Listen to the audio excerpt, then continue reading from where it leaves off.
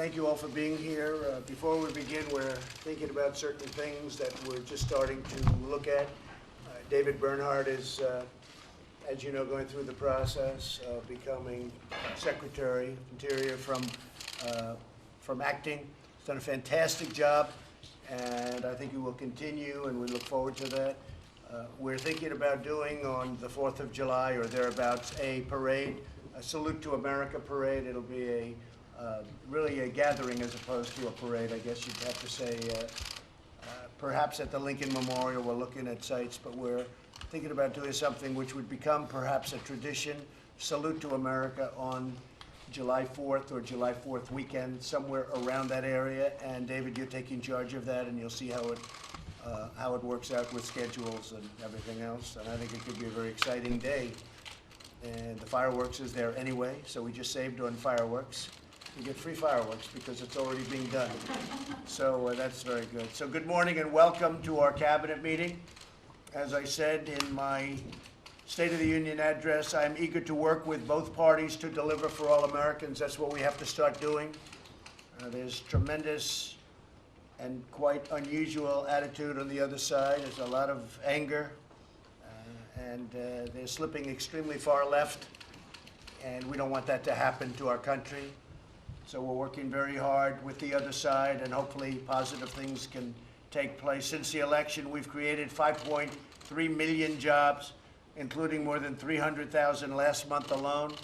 Blue-collar jobs have grown at their fastest pace in more than 30 years, and we've added 500,000 manufacturing jobs. That number's going to very soon be 600,009 because of certain things that are happening. And economic growth has nearly doubled since I took office. We have a big team over in China right now, and they're working very hard dealing with the Chinese who want very much to make a deal.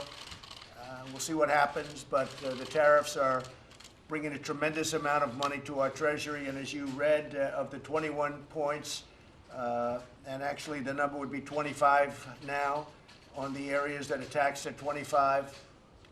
China's paying for 21, and we're paying for 4. So that's pretty good. But we're bringing billions and billions of dollars into our Treasury right now.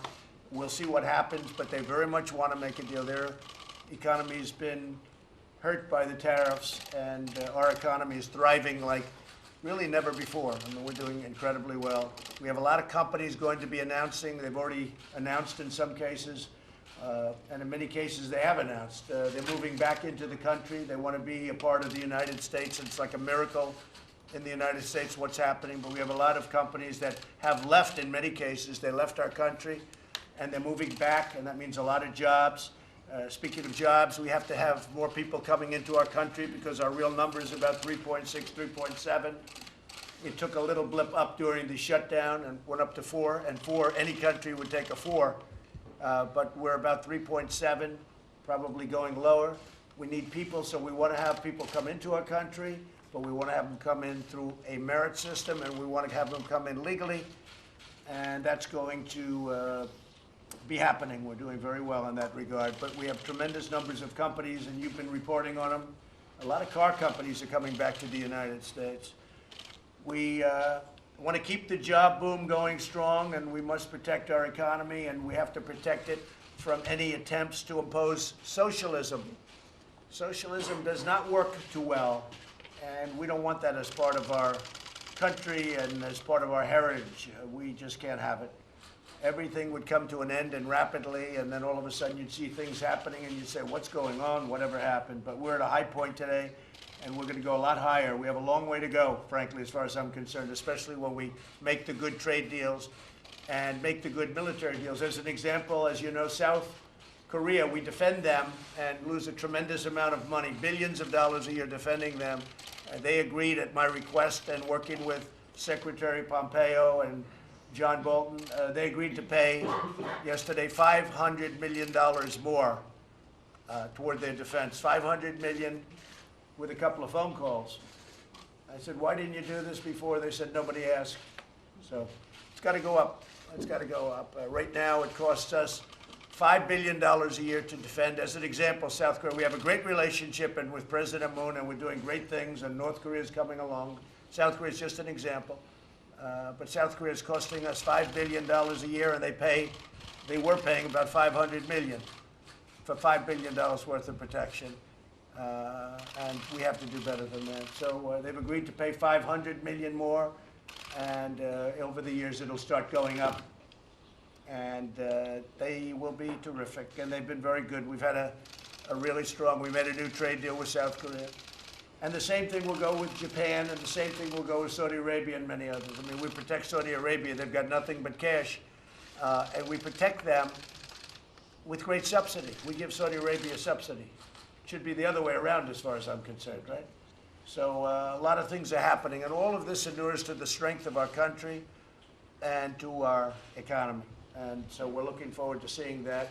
The Mexico deal, as you know, Mexico/Canada trade deal, USMCA, is a tremendous deal. But one of the things, because NAFTA was one of the worst deals in the history of this country ever signed.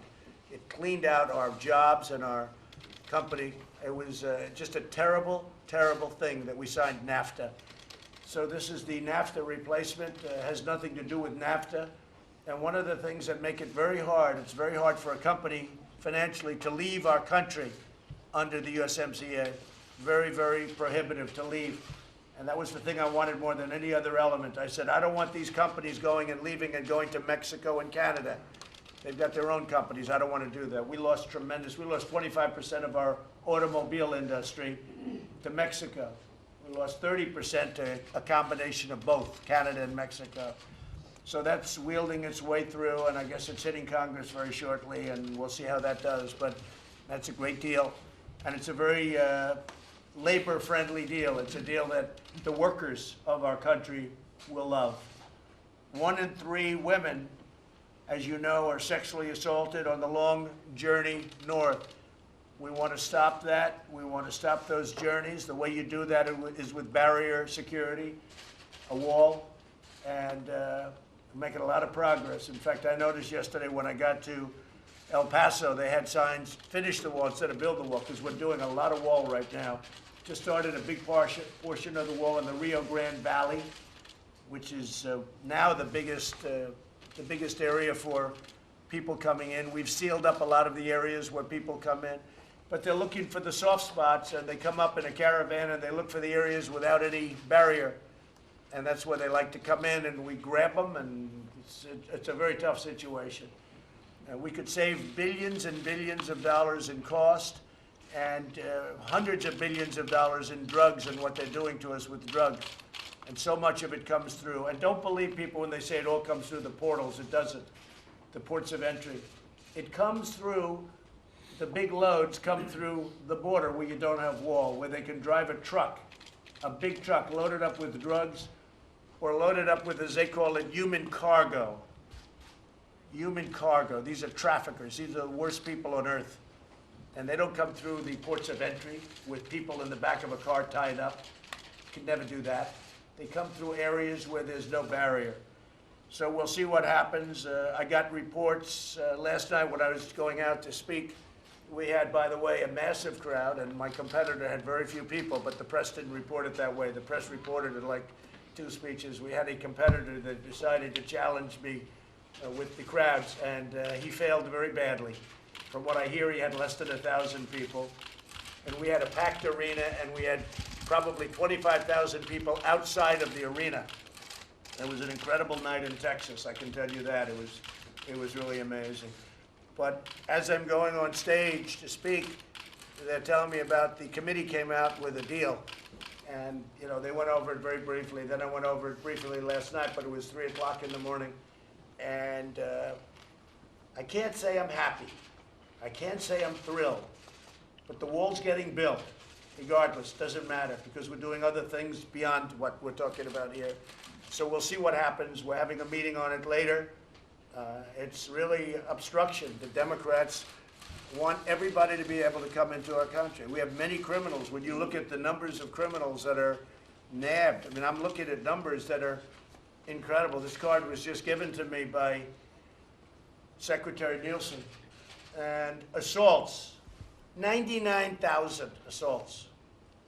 Larceny, 40,000. Burglary, 25,000.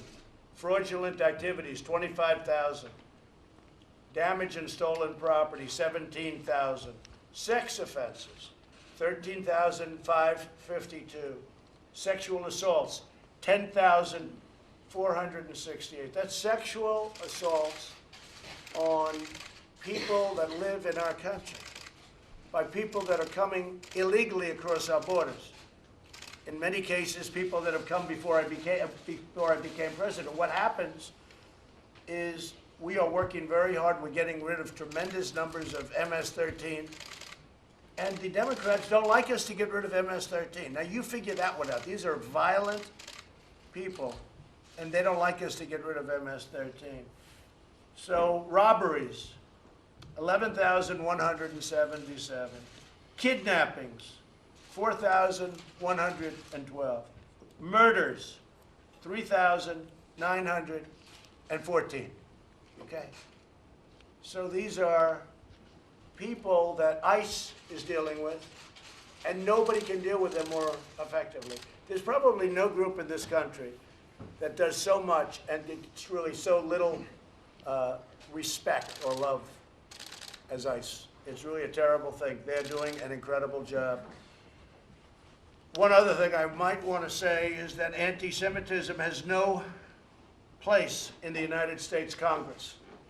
And Congressman Omar is terrible, what she said.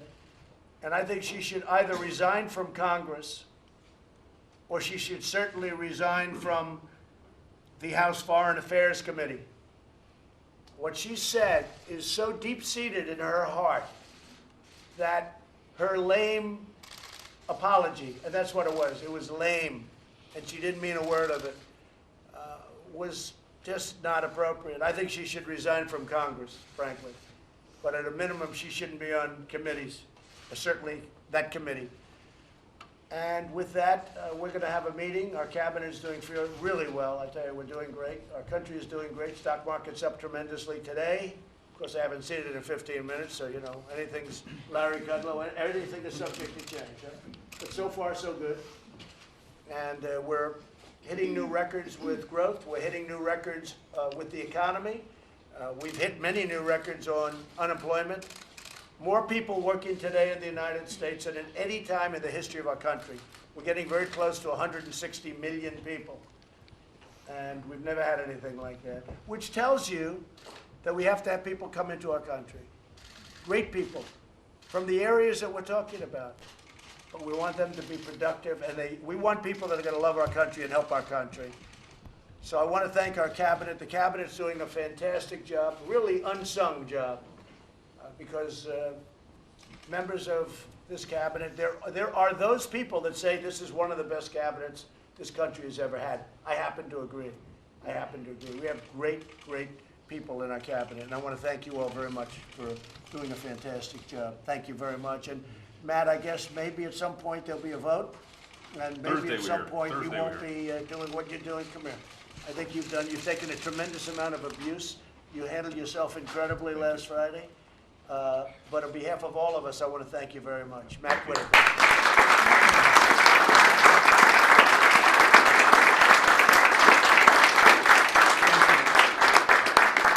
It's heartfelt, too, believe me. Okay, thank you all very much. Sir, when you sign Congress's border deal? I have to study it. I'm not happy about it. It's not doing the trick, but I'm adding things to it. And when you add whatever I have to add, it's all going to happen where we're going to build a beautiful, big, strong wall that's not going to let criminals and traffickers and drug dealers and drugs into our country. It's very simple. It's very simple. We're building a wall. And now I'm saying we're finishing a wall. We just started a big, big section on the Rio Grande. You probably saw it. Some of you were there when they started. You went there. You didn't believe it. You went there. You see trucks all over the place. You said, hey, he's not kidding. I don't kid. I never kid about construction. I love construction. And I know how to do it for the right price. And we're getting a beautiful looking structure that's also less expensive to build and works much better.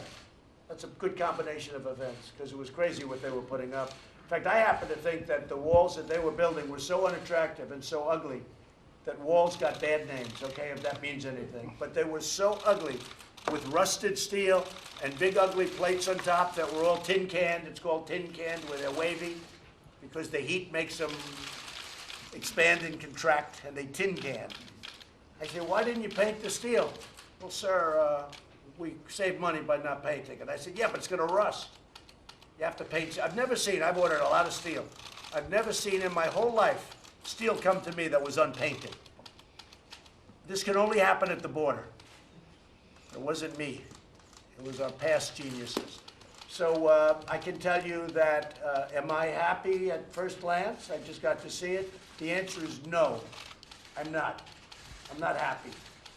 But am I happy with where we're going? I'm thrilled, because we're supplementing things and moving things around, and we're doing things that are fantastic and taking from far less important areas. And the bottom line is we're building a lot of wall. Right now, we're building a lot of wall. And you think it's easy? We're building in the face of tremendous obstruction and tremendous opposition from a small group of people. Now, one thing that happened that was, I think, very revealing, we had the biggest and best border agents and experts come up and see the committee. And they said, more than anything else, you need a barrier, you need a wall. And the recommendation was unacceptable to the committee. So that tells you more than anything else. Anything? Do you really want to go through another shutdown? I don't think you're going to see a shutdown. I wouldn't want to go to it now. If you did have it, it's a Democrat's fault. And I accepted the first one, and I'm proud of what we've accomplished, because people learned during that shutdown all about the problems coming in from the southern border. I've always accepted it. But this one, I would never accept if it happens, but I don't think it's going to happen. But this would be totally on the Democrats. Okay? So, Mr. President, are you saying that you may amend and send back the proposed compromise, or that you may grudgingly accept it and then move forward? Well, it's always nice to negotiate a little bit, right? So you know whatever you get. But I would hope that there won't be a shutdown. I am extremely unhappy with what the Democrats have given us. It's sad. It's sad. They're doing the country no favor. They are hurting our country very badly. But we certainly don't want to see a shutdown. But you'll be hearing fairly soon. The bottom line is on the wall. We're building the wall, and we're using other methods other than this. And in addition to this, we have a lot of things going. We have a lot of money in this country. And we're using some of that money, a small percentage of that money, to build the wall, which we desperately need. Not at this moment. We have our people over there now. I just got a report. Things are going well with China. China wants to make a deal very badly. I want it to be a real deal, not just a deal that makes, cosmetically looks good for a year. We have a chance to really make a deal, a real deal with China. We've never been in this position before. We've always been the lame duck, and we're not the lame duck anymore. We've gone up tremendously in value as a country, in economic value, tremendously. Larry, we've gone up, 11 trillion, 14 trillion, and China's gone down close to 20 trillion since we started this whole. Worst performing stock market in the world. Say it? China, worst performing stock market in the world. Has anybody ever heard of Larry Kudlow? That voice, I hear that voice, and you think money, right, Larry? Thank you, sir. So I didn't even know that. That's China, he said, is the worst performing stock market right now in the world, and we don't want that. We want China to do what we want, and that's because of us. And have to be one of the best performing stock markets, but we are the best performing country, and we have a lot of potential for further growth. So we're doing very well over in China. Our people are there, the people very well. And I think we're going to have some good answers. I think either way, I'm happy. I'm happy either way. I can live receiving billions and billions of dollars a month from China. China never gave us 10 cents. It was always the opposite way. Now they're paying billions of dollars a month for the privilege of coming into the United States and honestly taking advantage of our country. So we'll see how it works out. But at some point, I expect to meet with President Xi, who I have a lot of respect for and like a lot, and make the parts of the deal that the group is unable to make. That's the way deals happen. Will the March 1st deadline slide, you think? Well, thus far, I've said, as you know, the tariffs tick up for us. In other words, we take in much more money because the tariff, and there's nothing they can do that's comparable. So it's not like tit for tat. The tariffs kick in, they go up. Right now, they're paying 25% on $50 billion, okay? And they're paying 10% on $200 billion. So we have $250 billion. We have $267 billion that we were very nice about, and we're not taxing. On the $200 billion, we're paying the 10%. The 10% on $200 billion goes up to 25% on March 1st. And so far, I've said don't do that. Now, if we're close to a deal where we think we can make a real deal and it's going to get done, I could see myself letting that slide for a little while. But generally speaking, I'm not inclined to do that. Okay? Sir, were you aware? Declaring national emergency to build the wall? Would you consider declaring a national emergency to build the wall? I consider everything. I'm considering everything. You know, we already have national emergencies out there. You know, President Obama, President Clinton, President Bush, they've declared many national, this is not unique, they've declared many national emergencies. Many, many. And you have some out there that we can use in addition to one that we can declare if we want to do it. Thank you very much, everybody. Thank you. Thank you very much. Sir, were you aware? Governor Cuomo and the, Brad, can you make your